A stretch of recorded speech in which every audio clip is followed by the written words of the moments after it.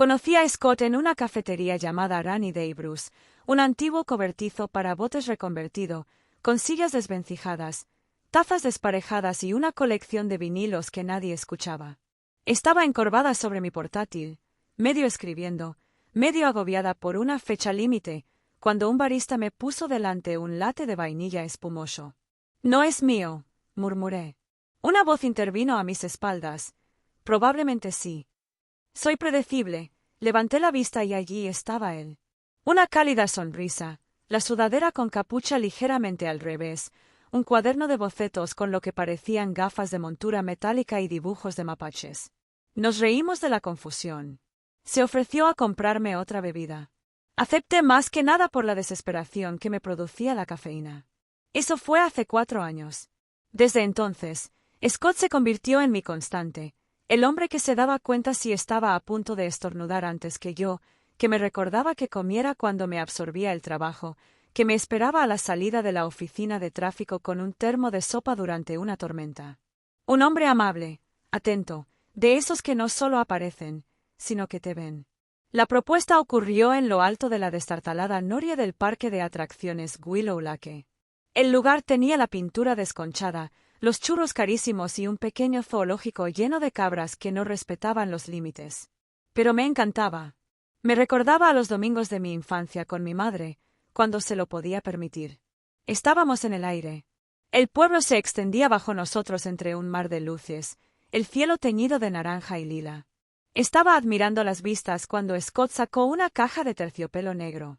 Por suerte, no se arrodilló, porque la góndola crujía como si tuviera vida propia. Pero sí me miró fijamente a los ojos y me preguntó, ¿te quieres casar conmigo? Dije que sí tan rápido que casi asusté a las cabras. 2 meses después, alquilábamos una casita de estilo artesanal, algo torcida, en la calle Cedar.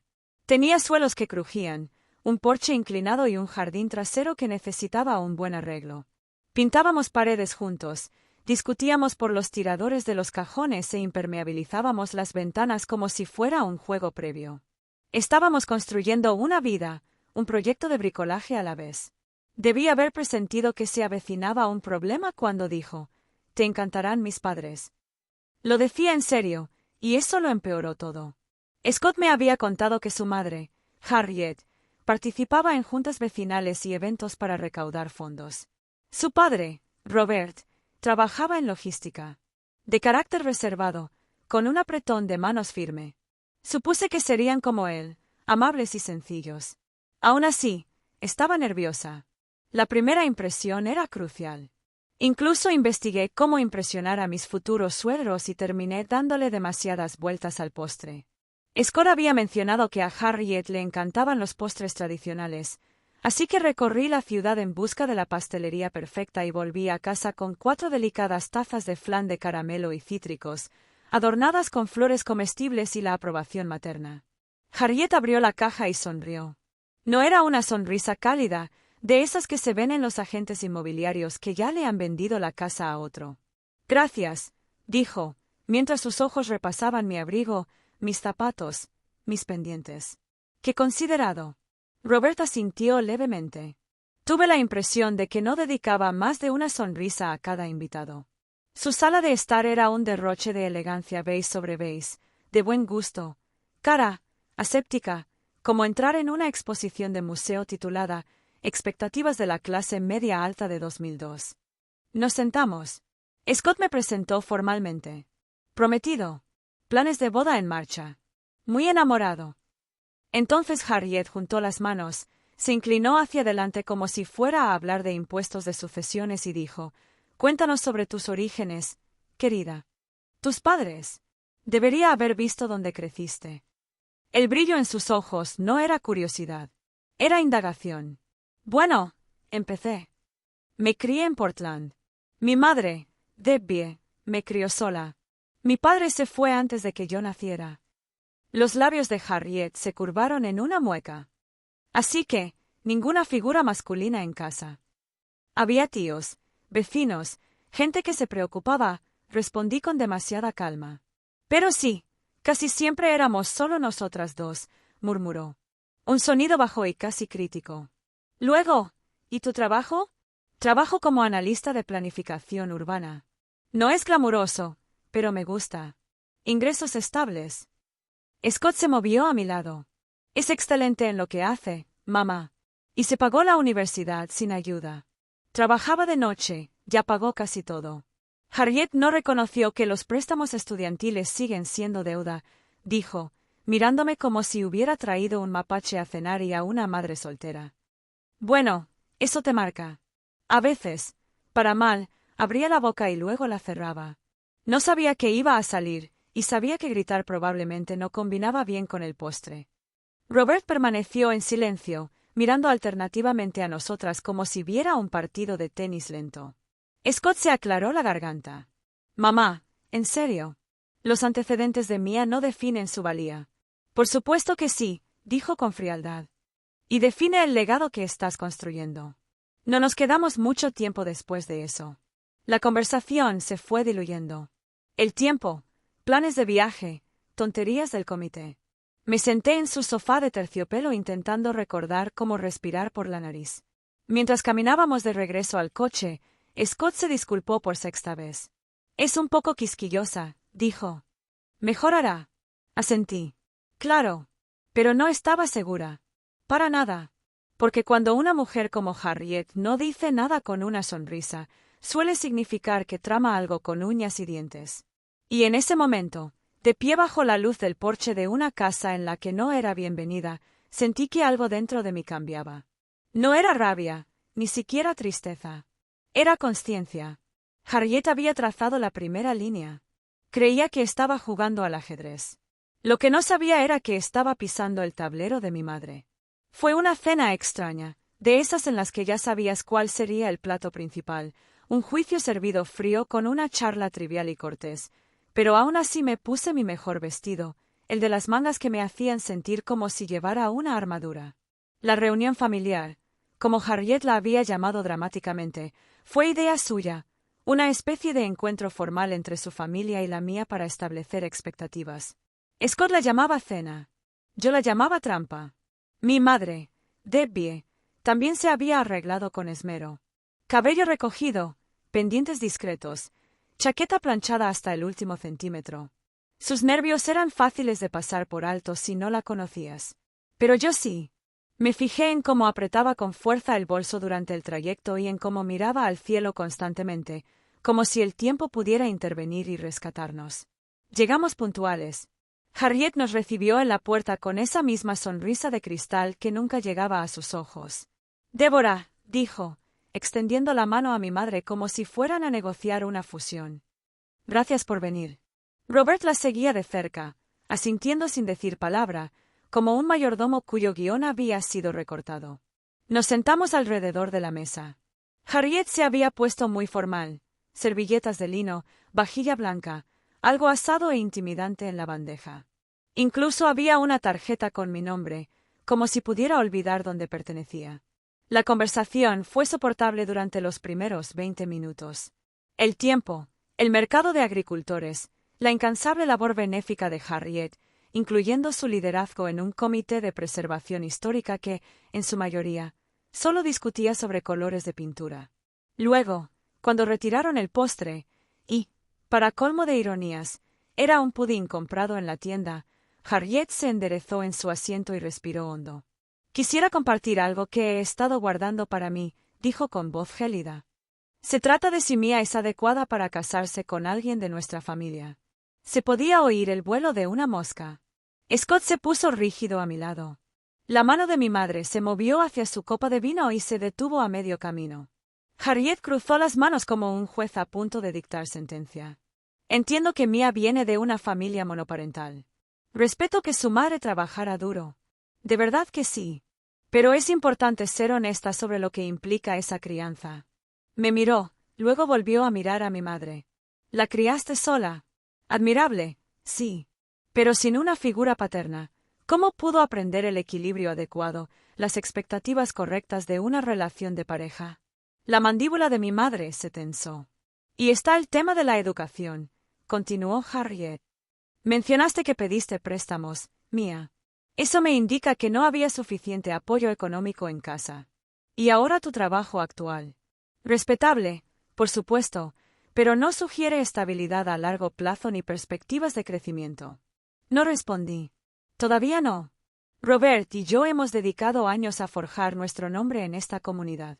Nuestra familia tiene una reputación, un legado. No podemos arriesgarnos a asociarnos con alguien cuyos cimientos son inestables. Scott se inclinó hacia adelante. Mamá, basta. Pero ella levantó la mano, silenciándolo como si fuera un niño interrumpiendo una conversación de adultos.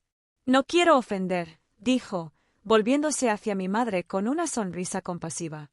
Pero no puedo apoyar este matrimonio. Espero que lo entiendan. Por un momento, nadie habló.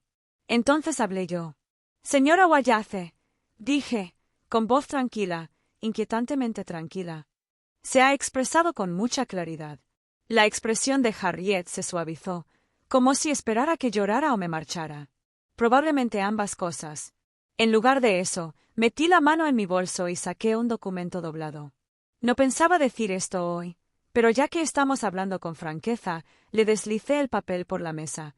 Era una copia del contrato de alquiler. ¿Su contrato de alquiler? Harriet parpadeó. ¿Qué es esto?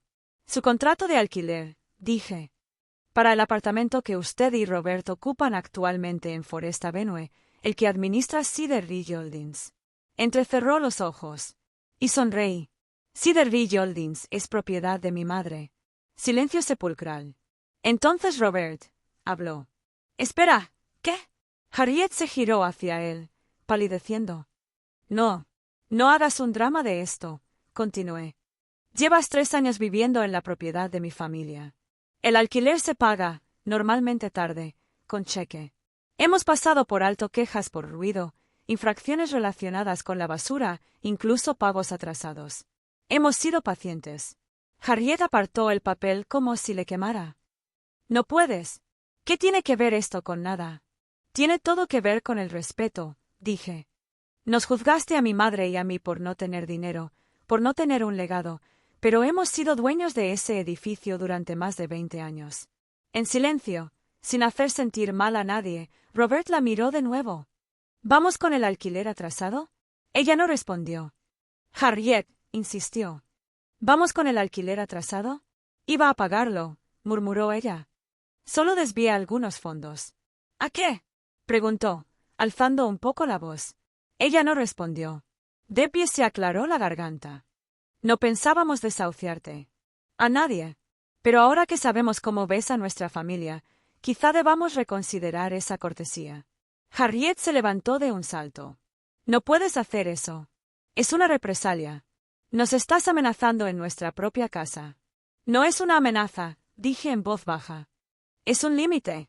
Algo que aprendí muy bien al crecer con un padre que lo dio todo y no esperaba nada. Scott me miró consternado, no a mí, sino a su madre. No puedo creerlo, dijo. Todo este tiempo has estado sentada en casa ajena comportándote como si fueras de la realeza. Es nuestra casa, dijo Harriet con voz chillona. La convertimos en un hogar. No, respondí. La convertiste en una plataforma para juzgar a la gente, y ahora se está desmoronando. Robert se frotó la sien como si tuviera una migraña. Así que todo esto, la reunión, el discurso, ¿lo sabías? Lo sospechaba, dije, y ahora lo sé. Scott se puso de pie. Nos vamos. Mía, mamá, Debbie, lo siento, pero no estaba lista para irme. Todavía no. Miré a Harriet fijamente a los ojos. Me pediste que me alejara de tu hijo porque no cumplía con tus expectativas. Pues bien, yo también tengo mis expectativas, y no incluyen mendigar la aprobación de gente que usa el privilegio como armadura y lo llama integridad. El rostro de Harriet se contrajo. Rabia, incredulidad y pánico se reflejaban en sus ojos. Robert permaneció sentado, en silencio de nuevo, pero diferente ahora, desinflado. Mi madre se levantó lentamente, con voz firme. Revisaremos el contrato de arrendamiento esta semana. Cualquier infracción se tratará según lo estipulado en el contrato. Harriet la miró como si fuera una desconocida que de repente hubiera crecido 3 metros. No tienes derecho. Tengo todo el derecho, respondió mi madre. Como tu casera. Scott me tomó de la mano camino al coche. Estaba fría, tanto el aire como su mano. No sabía que llegaría tan lejos, dijo. Sí, murmuré. Y ya no quería esperar más. Para que ella cambiara. Harriet no le dirigió la palabra a Scott durante una semana después de la cena. Ni una palabra, ni llamadas, ni mensajes, solo silencio, un silencio calculado y deliberado. Cuando finalmente se comunicó con él, le dejó un mensaje de voz que comenzaba con «Espero que hayas entrado en razón», y terminaba con una exigencia temblorosa de una conversación privada y madura que no involucrara a los caseros. Scott no respondió. Se sentó en el columpio del porche de nuestra casita torcida y reprodujo ese mensaje 3 veces antes de borrarlo. No pregunté qué decía. No hacía falta. Su silencio posterior fue de esos que se te meten hasta los huesos. Lo que rompió el silencio no fue Scott. Fue Robert. 3 días después de la cena, apareció en nuestra puerta sin avisar. Sin abrigo, solo una chaqueta cortavientos y con la mirada perdida. Esperaba hablar con Debbie, dijo en voz baja. Mi madre estaba dentro. Salió tranquilamente, secándose las manos con un paño de cocina. No pareció sorprendido. Quiero disculparme, les dijo a ambos. Nos quedamos allí, en el porche, mientras Robert explicaba lo que Harriet no había contado. El retraso en el alquiler no fue un accidente.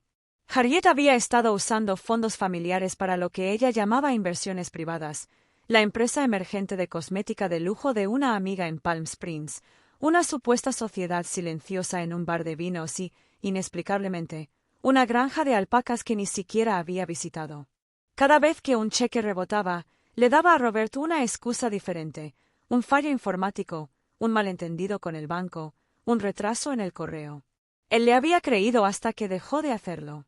Revisé los extractos bancarios anoche, admitió con voz apagada. Estamos casi en la ruina. Si lo hubiera sabido antes. Hizo una pausa. Le fallé como pareja. Y como padre. Scott no dijo nada. Simplemente se apoyó en la barandilla con esa mirada perdida que pone la gente cuando sus ilusiones finalmente se rompen. Robert se giró hacia mi madre. Debbie, no solo te debo el alquiler. Una disculpa. Criaste a una hija de la que yo sería orgullosa de llamar la familia. Ojalá lo hubiera visto antes. Mi madre contuvo las lágrimas. Asintió una vez. No lo desalojamos. Fue decisión de mi madre, no mía. Modificó el contrato de arrendamiento, eliminando por completo el nombre de Harriet, y le dio a Robert un plazo formal para ponerse al día con el alquiler. Él se lo agradeció como si le hubiera dado oxígeno. Harriet, por su parte, no se fue en silencio. La noticia corrió como la pólvora. Los pueblos pequeños son así de fiables.